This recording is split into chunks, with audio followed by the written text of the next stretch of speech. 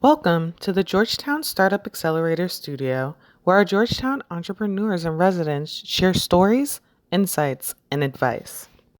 Joining us today is Mike Malloy, a program director from Halcyon Incubator.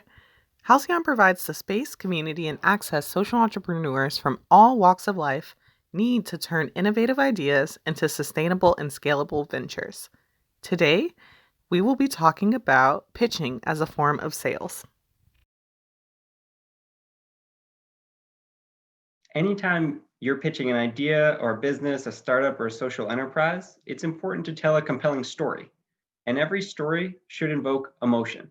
And so I encourage social entrepreneurs to think about how, in the first 30 to 60 seconds of any pitch they're giving, can they create some emotion in the audience, some sort of connection to the story, the pain point, the problem, the origin story for the founder themselves, or even a story about the audience member where they're the hero in their own hero's journey, and the product or service being delivered can help them to reach their goal more effectively.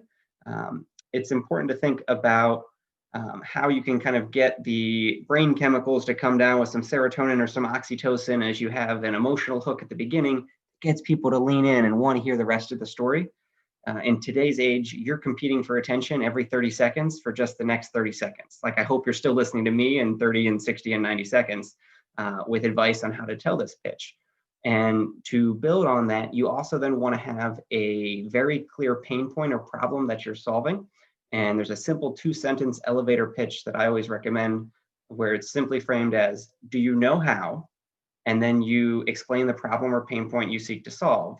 And the second sentence is, well, what we do is, and then you insert your unique selling proposition.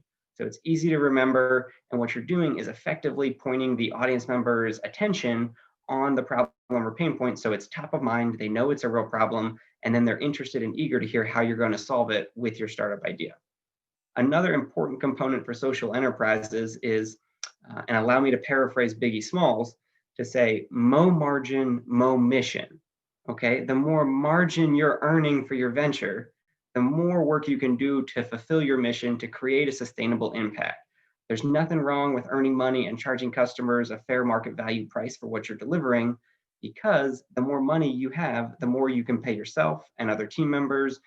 You can pay vendors, manufacturers, marketers, and ultimately you can sell more of your products so you can help more people.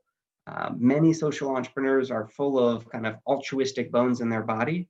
It's important to understand the value of having a few capitalistic bones in there as well, because you need money, you need positive monthly cash flows in order to operate a sustainable business that can grow and scale over time.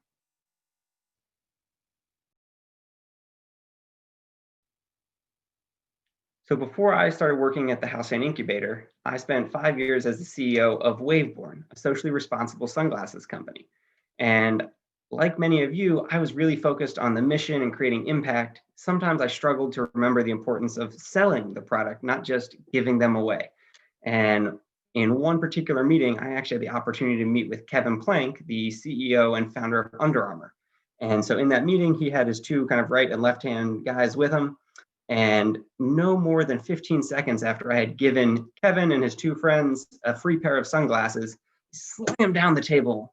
He said, Mike, never give away your product for free. Always remember to sell shirts or sunglasses or whatever it is. You sell it.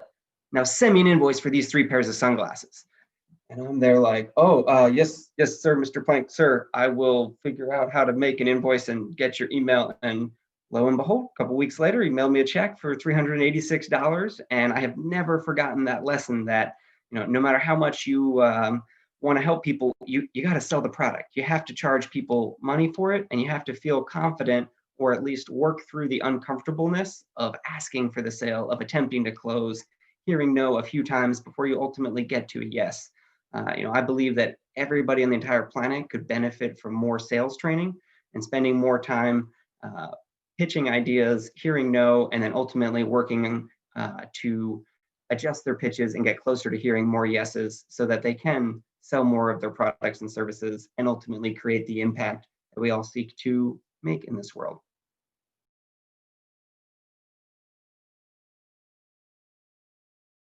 had one resource for sales training for social entrepreneurs, it would be the Closer's Survival Guide.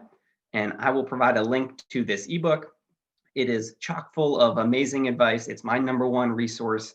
And the second half of the book, every other page has a new close. So it gives you like 100 different closes you can try for different presentations, sales pitches.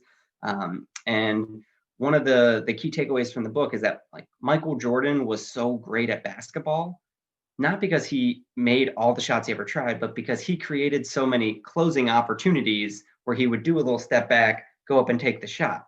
And for any aspiring salesperson, you need to hone your messaging and communication in order to create more closing opportunities.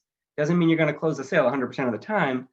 It does teach you the importance of having a second and a third and a fourth and a fifth and a sixth closing opportunity in order to increase the overall amount of sales you can close. Thanks for tuning in today. We'll see you next time at the Georgetown Startup Accelerator Studio. Brought to you by the Georgetown Venture Lab.